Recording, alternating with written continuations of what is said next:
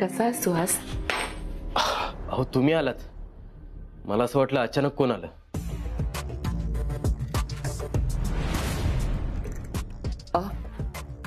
हीच ती चावी आहे ना महत्वाची तिजोरीची? हो हो, ती भैवाजींना परत करायची. पण तुम्ही एवढ्या रात्री लादी का पुसताय? अरे असू दे रे, मी काय कोणी परकी आहे का? हो नाही नाही, तुम्ही तर घरातल्याच आहात. हो ना, मग याच नात्याने एक सुचवू का मी? हो. हे बघ सुहास, मला जर मुलगा असता ना तर तो तुझ्या एवढाच असता, म्हणून तुझ्याशी बोलावंसं वाटतंय एवढंच. तू चावी परत करायचा निर्णय घेतलास ठीक आहे, पण असं आलेल्या लक्ष्मीचा अपमान करू नये रे. म्हणजे? माझी अवस्था बघतोयस ना, एकेकाळी काय रुबाब होता माझा, पण आता आता बघ, मी सुद्धा लक्ष्मीचा मान नाही राखला रे, जपून नाही ठेवलं तिला, मग गेली अचानक मला सोडून. ठीक आहे, अशा गोष्टी होत राहतात आयुष्यात, पण तुम्ही दोघं नवरा बायको किती कष्ट करताय, पण अजूनही जिथल्या तिथेच आहात. अर्चनाची एक छोटीशी बेकरी आणि तू सुद्धा प्रोफेसर. तुमच्या लहान मुलीच्या भविष्याचा विचार करायला हवा की नको? तुम्ही तुमचे पैसे कसेही वापरू शकता, त्याचा हिशोब आम्हाला देण्याची गरज नाही. पण जर तुम्हाला या चाव्या नको असतील तर मला परत दिल्या तरी चालणार आहे, पण तुम्ही द्यायलाच पाहिजे असा माझा हट्ट नाही. भैयाजी बोलली होती ह्या चाव्या परत नाही केल्या तरी चालतील. नाही नको. अरे असं काय करतोस? आता तुझ्या बहिणीचं लग्न आहे, त्यासाठी पैसा लागेल. अर्चनाच्या शॉपचं एक्सपॅन्शन आहे, त्याच्यासाठी पैसा लागेल. आणि हे बघ, तसंही याला जबाबदार होणं म्हणतात. आमच्या अदितीचंच बघ ना, किती लहान वयात इंडिपेंडेंट झाली आहे ती. म्हणजे शाळेत असतानाच बँकेचे व्यवहार करायला शिकली आणि आता स्वतः एकटी फॅक्टरी चालवते ती. बघ, म्हणजे तू मला अदितीसारखा, म्हणजे माझ्या मुलासारखाच आहेस, म्हणून आपलं वाटलं ते सांगितलं मी तुला. आता निर्णय तुलाच घ्यायचा. बर, मी फरशी पुसून घेते. हा,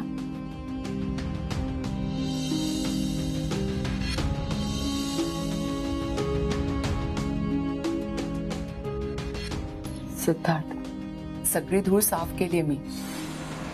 एक मिनिट. हा, काय सुरू आहे? काहीच कळत नाही, नक्की काय चालू आहे यांच्या डोक्यात. सुहास. हा, मोठी बाई आणि आप्पांनी बोलवलंय तुला. ठीक आहे, चल.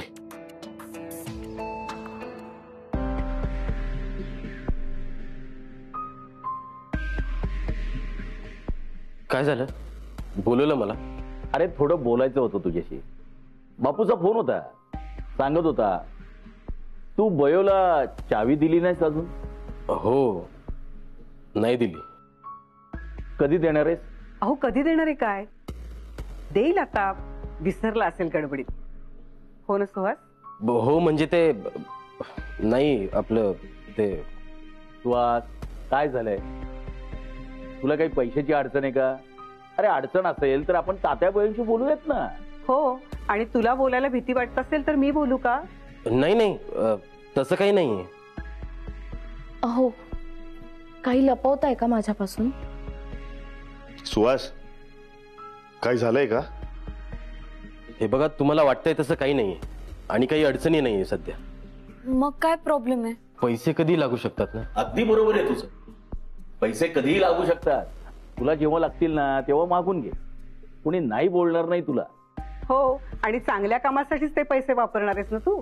मग तात्या आणि बयोबाई नाही म्हणणार नाहीत तुला. मान्य आहे, पण प्रत्येक वेळेस पैसे मागायला बरोबर वाटत नाही ना. मी बोलतो बापूंची. म्हणजे तुम्ही चावी स्वतःकडे ठेवायचं ठरवताय? हो.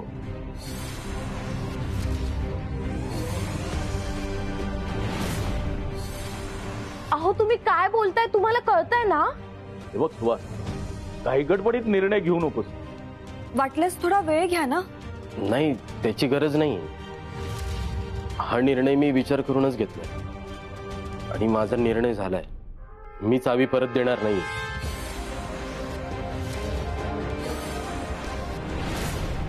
म्हणजे सुहासचं मन वळवण्याचं काम मॅडमनी केलंय?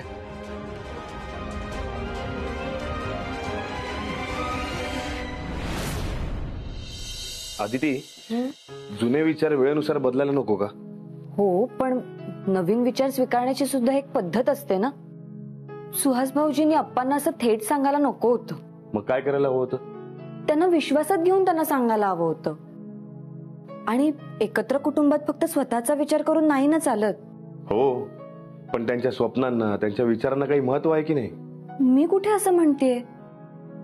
पण सगळ्यांना एकत्र घेऊन चालायचं असेल तर इतरांनी सुद्धा नवीन विचार स्वीकारायला हवा ना. नाहीतर मग आपण एकटेच पुढे जात राहू. आणि माझं फक्त एवढंच म्हणणं आहे की सुहास भाऊजींनी अर्चना वहिनींचं मत सुद्धा विचारात घ्यायला हवं.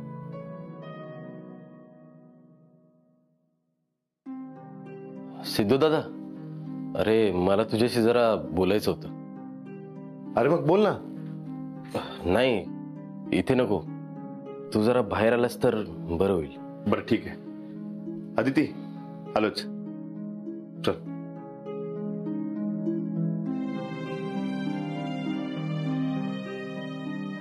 सुहास भाऊजींना नक्कीच चावी संदर्भात बोलायचं असणार. तेव्हा प्लीज सुहास भाऊजींचा निर्णय बदलू दे.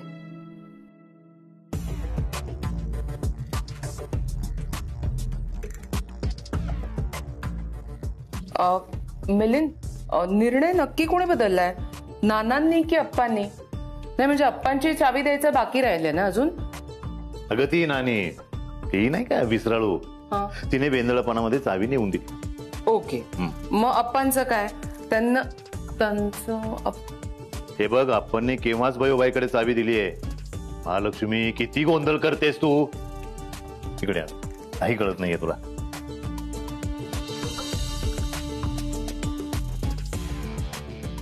सपोज टू बी ही आपली आदिती आणि हे तिचे सासरे अप्पा. ओके, मग तात्या कोण? तात्या तिचे अजय सासरे. हे बघ, तुला समजावून सांगण्यात काही पॉइंट नाहीये. मिलिंद, अरे सॉरी ना. अरे एक तर आधीच या घरामध्ये जिल्हा बसलाय अख्खा, आणि त्यात मी इतक्या दिवसांनी इथे आली आहे. मला नाही ना ती लक्षात येते पटकन. सॉरी काय?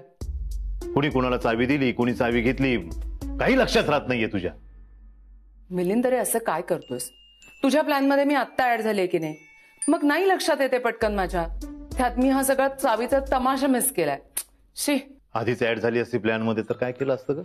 माझं बेसिक क्लिअर झालं असतं ना. तू काय 12वीची एक्झाम देते का बेसिक क्लिअर व्हायला? आणि बघ, एवढं जर तुला वाटत असेल ना तर खाली हॉलमध्ये जायचं, तिथे ते मोडलेलं फॅमिली ट्री आहे, ते घेऊन यायचं आणि ऑब्झर्वेशन करायचं. रात्रभर जर तुला काही कळलं ना तर मला सांग. Good idea Milind.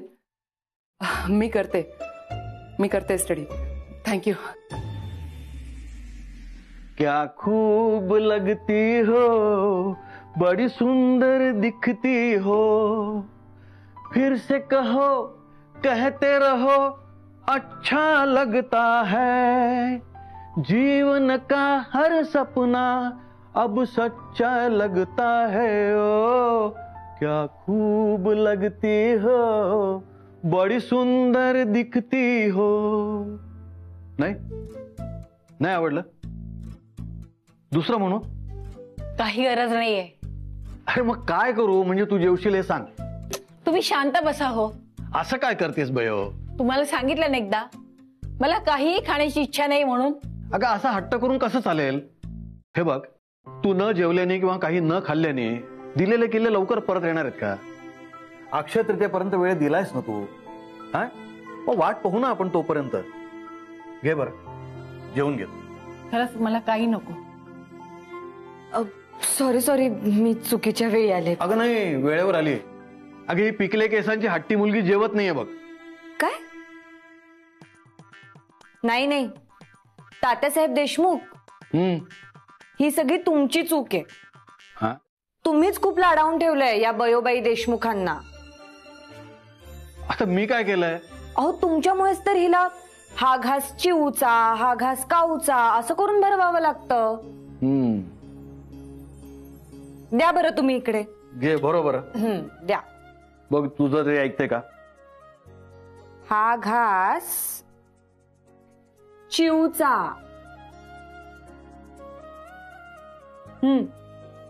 हे बरं आहे तुमचं आजीचं आणि नाचसुनेचं गुळपीठ.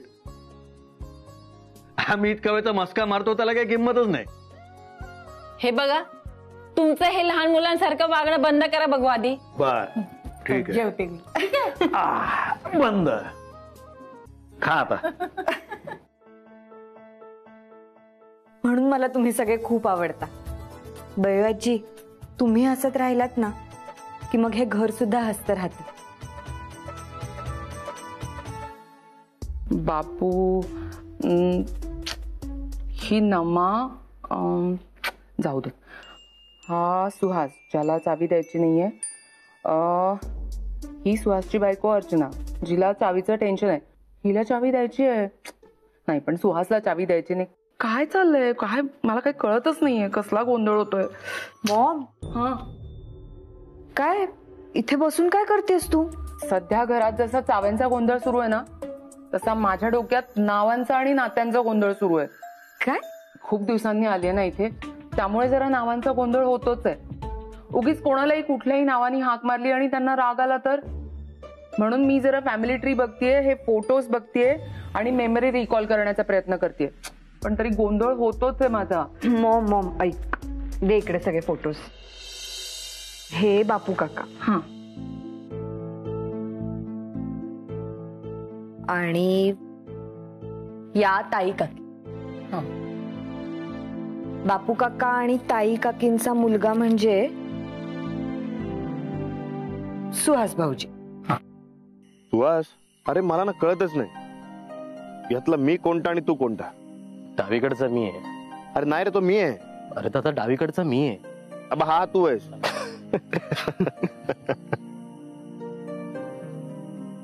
सुहास, तू हा फोटो अजून जपून ठेवलायस?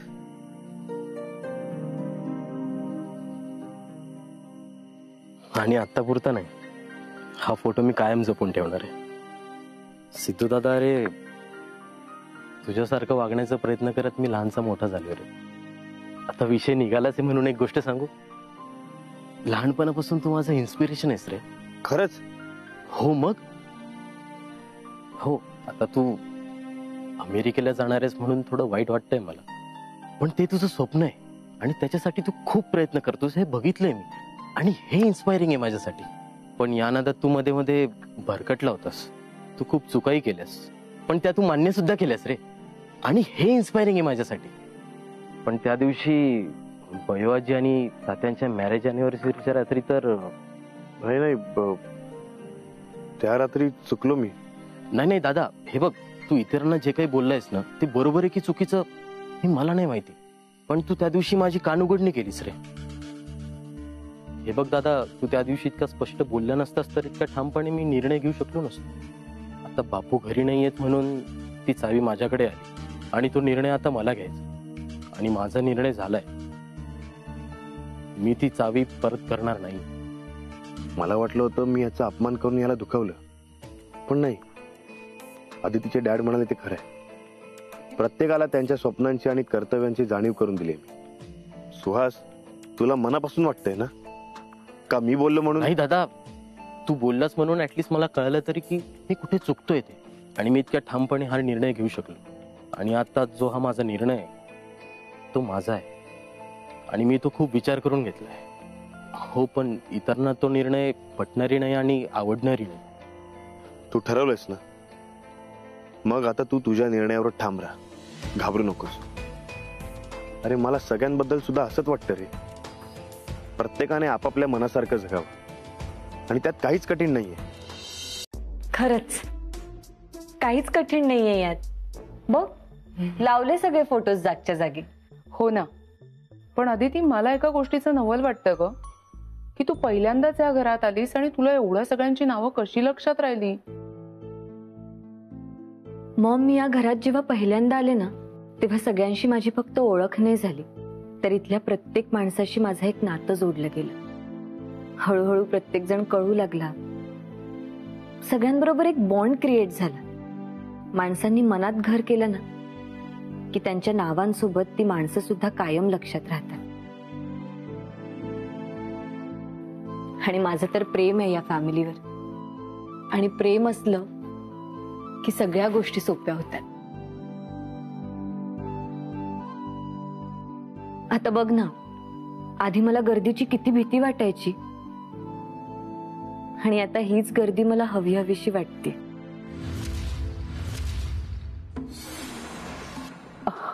हो ग अदिती, खूप छान फॅमिली मिळाली आहे तुला. पण सध्या घरात जे काय सुरू आहे ना, त्याचं खूप वाईट वाटतंय ग. सगळेच बयोबाईंकडे चाव्या परत नेऊन देतील असं वाटलं होतं ना सगळ्यांना, पण आता नेमकं उलट घडतंय. आता काय करायचं? काही करायची गरज नाहीये. ज्यांना वाटेल ते नेऊन देतील चावी बयो आजींकडे, आणि तू नको पडूस यात. होईल सगळं नीट. चल जाते मी. ऐक ना, सॉरी, तू वाईट नको वाटून घेऊस, पण तुला जितक्या स्ट्रॉंगली वाटतंय ना की हा चाव्यांचा जुडगा एक व्हावा, तितकंच इतरांना वाटतंय असं दिसत नाहीये. हो, सगळ्यांना काही वाटू दे, पण हा माझा निर्णय आणि मी याच्यावर ठाम राहणार. फक्त सिद्धू दादा, तू माझ्या पाठीशी असाच कायम उभा राहा. मी या डिसिजनसाठी सुहासला सपोर्ट केलं तर परत मी सगळ्यांच्या नजरेत वाईट होईल. सुहास, हे पाठीशी उभं राहणं वगैरे ठीक आहे रे, पण एक सांगू, तू माझ्यावर अवलंबून राहू नकोस. स्वतःचे निर्णय स्वतः घ्यायला शिक. अरे बघ ना, नाना काकाचं पान आप्पांशिवाय हलत नाही, आणि आप्पा आणि नाना काकांचं पान तात्यांशिवाय. त्यामुळे तू माझ्यावर अवलंबून राहिलेलं मला नाही आवडलं. हो दादा, बरोबर बोलतेस. यापुढे मी माझे निर्णय स्वतःहूनच घेणार. दादा, थँक्स. हे बघ, आता देशमुखांच्या जवळजवळ सगळ्यात सुना बिझनेस वुमन आहेत, तरी अशा काय आहेत? नवरे सांगतील तसं का वागतायत? हे बघ, बयोबाईंनी चाव्या घरातल्या सुनांच्या हातात दिल्या होत्या की नाही? मग त्या चाव्या स्वतःकडे ठेवायच्या की बयोबाईंना परत नेऊन द्यायच्या? हे सुनाच ठरवतील ना, की त्या डिसिजन घ्यायला केपेबल नाहीये. तसं काही नाहीये मॉम. मग आता त्यांना चाव्या द्यायच्या असतील तर त्या सरळ नेऊन देतील ना बयोबाईंना. नवऱ्यांचं का ऐकतायत? त्यांचे नवरे का डिसिजन घेतायत? मॉम, काय म्हणायचंय तुला? हे बघ, तू समजतेस तसं काही नाहीये. नवरा बायको दोघं एकत्र ठरवून डिसिजन घेतात. आता काहींना वाटतंय चावी द्यावी, काहींना नाही वाटत आहे, पण प्रत्येकाला विचार करण्यासाठी अक्षय तृतीयेपर्यंतची वेळ दिली आहे ना. हे बघ, सगळे कपल्स एकमतानेच डिसिजन्स घेतील. सॉरी अदिती, तू रागवू नकोस. मला फक्त इतकंच म्हणायचंय की काहीही झालं तरी बायकांनी त्यांच्या नवऱ्यांना समजवावं, त्यांच्याशी भांडावं, त्या चावीची चोरी करावी, त्यांच्याशी बोलावं, पण चावी स्वतः बयोबाईंना नेऊन द्यावी. खरं तेच बोलतात महालक्ष्मी मॅडम. माझं पण कर्तव्य आहे, आणि हे जर चुकत असतील ना तर ह्यांना समजवलंच पाहिजे. योग्य तो निर्णय घेतलाच पाहिजे, आणि आता ते मी करणारच. ओके, ठीक आहे, मी ह्याच्यात पडत नाही विचार करणार या सगळ्याचा. पण अदिती, मला फक्त एवढंच म्हणायचंय की लवकरात लवकर हा चाव्यांचा जुडगा एकत्र व्हावा, कारण मी तुला त्रासात नाही बघू शकत. डोंट वरी, सगळं लवकर ठीक होईल. ओके?